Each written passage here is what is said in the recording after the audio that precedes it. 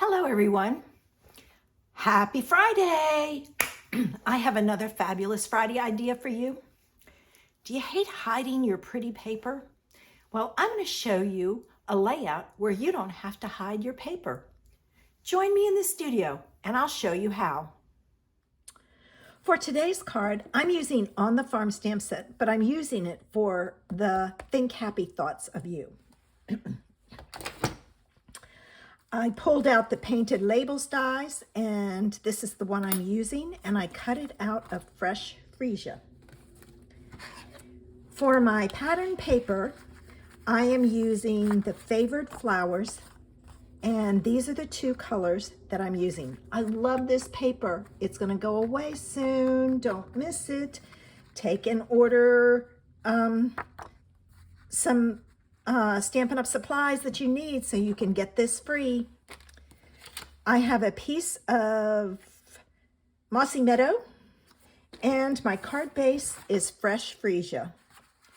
I'm going to be using the Memento Tuxedo Black ink, and I took the 1/4 inch crinkled seam binding and I cut off a piece and I've cut it in half. So the first thing I'm going to do is I'm going to attach my pattern paper to my Mossy Meadow. Almost did that wrong. All right. So I've got that there. Let me get this on here. And this is going to give me a fairly large border. To be honest with you, what I wanted was I had this length left, so I went with that and just added a little bit of extra border. All right, let me get my card base ready. I have so much retired paper, or so much paper, and it's pretty. I don't like hiding it. This is going to go on here like so. All right, but before I can do that, I have to add my ribbon. So I'm going to put this on, and then I'm going to do my ribbon. All right, I'm going to take and close this up so it doesn't mess up on me. Okay. All right. Now, when I put this down, I am making certain that my flowers are going the right way. You don't want to put it on with your flowers upside down. Now, excuse me. I'm going to take my two pieces that I've cut in half, and I'm going to put them together and hold it as one. I'm going to wrap it around my card base, and I'm going to tie a bow. I'm holding the two together. All right. So I'm tying this first. I'm going to kind of pull this and straighten it so I can make sure I get it in the center, but that it's, all right, that's good enough. I just want to make sure I get it tight enough. I'm going to tie a knot before I tie my bow. So let me make another knot. I tied the one, but I want a second one to make sure it stays tight. There we go. I don't want it falling apart on me. All right, now it's time to tie my bow. If you notice, when I tied this, I pulled it north to south. I'm going to take my south piece, holding it together, make a loop, just like I'm tying my shoes, bring the other piece around, and this is the tricky part. You've got to get both pieces. I try to hold them together through the hole in the back. All right, and I did. If you can get them layered on top of each other, it helps. All right, I'm gonna pull these. This way I don't have to worry about my knot coming undone. I want a small bow, so I'm playing with it. All right, now I've got one that's bigger than the other. All right. See this one? No, it's just the way it's laying. All right, and then I'm going to pull my tails down, and I'm going to cut them off. And I'm going to give myself a little bit of a tail, just because I think it would look better with a tail. All right. Now, this, and I love the way this ribbon frays. I don't worry about it. I just leave it because I think it adds interest. All right. I'm going to put this on my card base. All right. I'm working around my ribbon. That way, if I need to move it after I get it on there, I can. Oh. Now, let me put this down on my card base.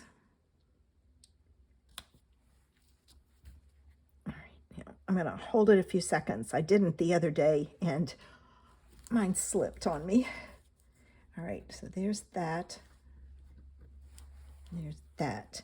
And if I take my pokey tool, I can take and separate these two just to give it a little bit of interest. There we go, like the bottom. All right, there we go. So I have that. Now it's time for me to stamp my sentiment, and I'm gonna lay this out the way I want it. Now, I have not stamped with this, so this stamp before, so I'm going to pull in a scrap piece of paper and see if I've got it on my block. All right. Looks a little blurry. That could be me and not the stamp. All right, I've got to see how I'm doing this now. All right, if I go straight on, it's crooked. So let me try again. All right. So if I went straight on and it's crooked. So if I tilt it slightly, it's straight. So I have to go that way with it. I'm going to leave that there so I can see how I do it. All right, I'm going to pull this down here. And